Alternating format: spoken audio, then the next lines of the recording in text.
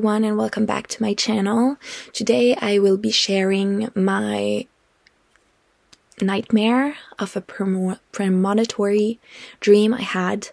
I don't know if you can even say that in English, but basically it's a dream where I saw the future, and it was very real. And the dream felt so real that I woke up shaking, crying, sweating at 6 o'clock, like 6:00 in the morning. And I'm not a morning person. So yeah, and then I went to my mom and she was like, it's just a dream. Anyways, before I say anything more about this dream, I wanted to say that this is going to be a sensitive topic. Because sensitive things are happening in this dream. I will be discussing, without really going into the details of what happened in Oslo, July 22nd, 2011. And before you or anyone says, oh, but that's insensitive of you to say, I lost people there. And it changed a lot. So I'm not being insensitive. It affected me. Anyways, let's go to the dream, I guess. Oh, before I say that, when I was younger, my parents got divorced. And so I would live either in France or in Norway because my parents are from France or Norway. And so that special summer, I was actually living in Norway, but I was on vacation in France because that's what I would do, or, you know, the inverse. But that summer, I was living in Norway and being on vacation in France. So, the dream. I was in a Haussmann-style apartment. No, not an apartment. A building in Oslo, which it doesn't exist. Haussmann is like it's basically the type of apartments and buildings in Paris. It's like very like big under the roof, and it's like, yeah, if you think about like an apartment in Paris, it's usually that style, I think. Anyways, I was in an Haussmann-style building, and my Norwegian teacher was teaching us chemistry for some reason. And besides me, there was people from my class, and I could see out of the window, and she was talking about like chemistry, which is very weird because she was not a chemistry teacher. I look outside of the window and I see a small smart car. You know, the tiny cars that are like two people can sit in. Just like floating up like that, like flying up. And I look at it and the car just fell down to the ground and the entire wall shaked and just fell off. So I didn't have a wall anymore next to me. And I was so like, what is going on? And this car did it again, like it did it 2 times. And everything was shaking, and my Norwegian teacher was like, it's going to be okay. It's going to be okay. And same with the other people. Everyone was like, what's going to happen? What's happening? And she was saying, it's going to be okay. We're here. And I was very confused. And after that, I woke up shaking, crying, sweating, everything, because it was a very bad feeling. And also, before I enter the details of everything, in my dream, this school that I went to was not far away from my real school, but it was close to a building that is no longer there because something... I'm now going to just like resume very quickly and as YouTube friendly as possible what happened that day, in case you don't know or you don't want to Google. Basically, a man hopped into a van, right, from his home, his farm or something that he had recently bought, with a lot of things in the back. And he drew his van to this place in Oslo. And then he left the van running away. And not far after that, the van just like that. And there's an entire like block, a building that just as well. And if you're ever in Oslo in Norway, you can still see like the remnants of a building. So yeah. And then he By the way, he pretended to be the police, so that's very bad. But he then took another car and drove to an island, and he still pretended to be a police, and he took the speedboat to the island, and there he like unalived a lot of people that were part of the same politic party from like where he wanted the car to. And yeah, and he wanted to like a martyr. He thought that he would be unalived by the real police when they got to the island, but he didn't. And so he's still in prison, and he has changed his name to Fjotolf Hansen.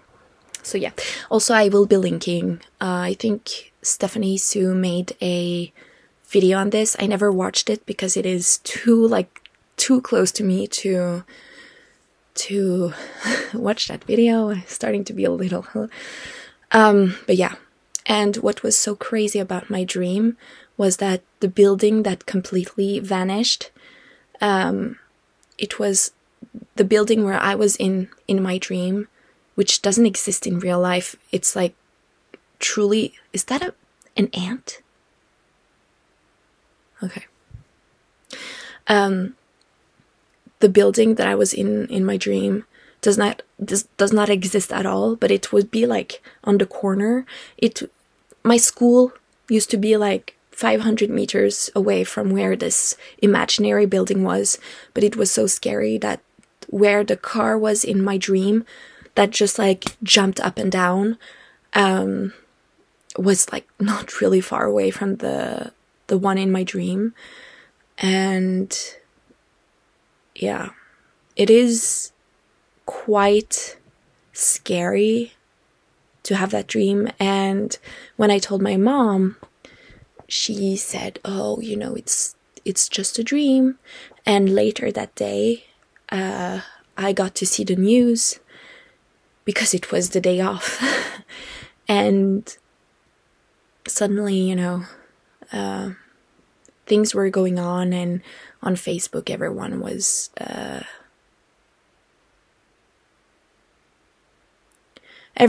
you know, asking me like, how are you? And I was saying, well, I'm in France, luckily.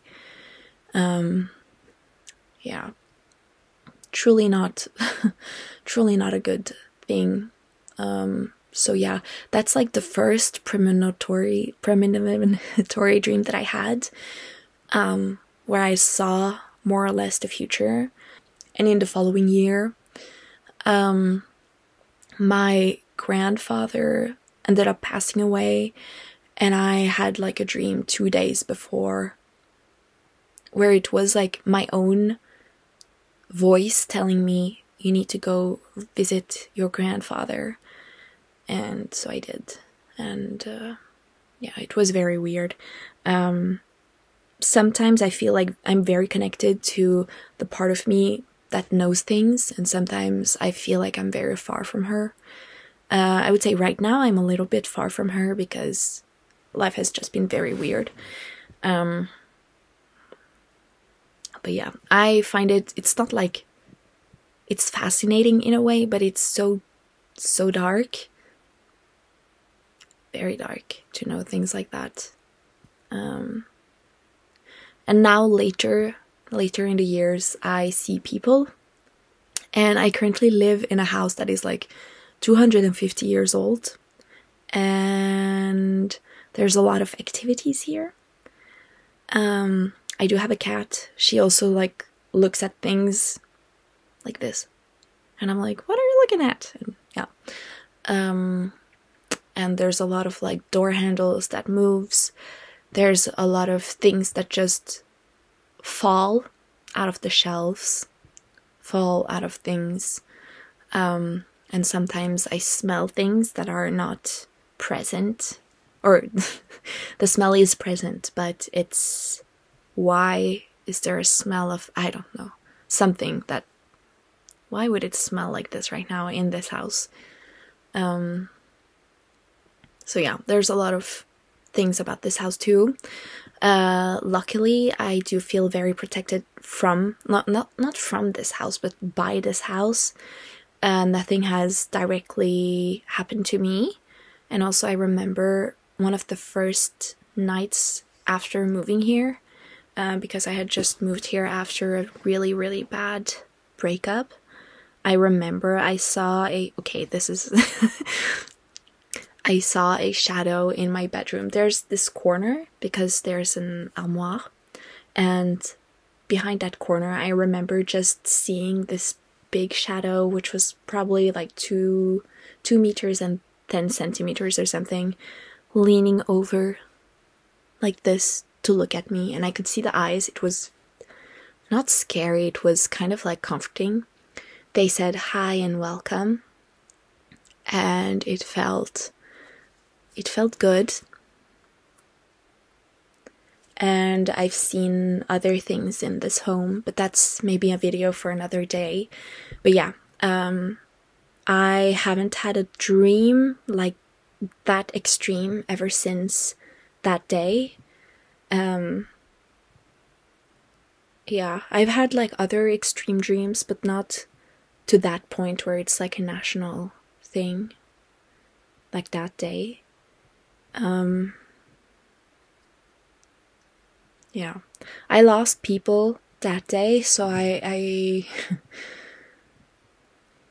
and I'm not laughing, it's just like, like, yeah, it's probably very easy to not believe me, especially when it has happened already, you know, but it really did happen, this dream, and I know it's probably hard to believe, but it really happened. And whenever anyone says, oh, let's watch that movie about it, I'm like, no, I don't want to watch it. Yeah, I don't want to, yeah, it's something, I don't know if I'm traumatized about it, truly, but it's something, you know, it's a very heavy day, heavy topic, everything. So I hope my next, like, dreams where I see the future are not that heavy, and it's like something very good, and I don't know, world peace. That's my dream for my next, like, vision dream. Yeah, I'm gonna go now. If you've ever had any like dreams like this, I would love to know. Yes, I would love to know, because I know, like, there are so many people who denies that things like that work or exist or anything, but I know it exists. It happened. And I never, ever wake up crying, sweating, almost throwing up from a dream. So, yeah. I'm gonna go now. Bye-bye. I love you all. Be safe, please. And let's all say a little prayer for world peace. We want peace. Okay. Sorry. Bye-bye.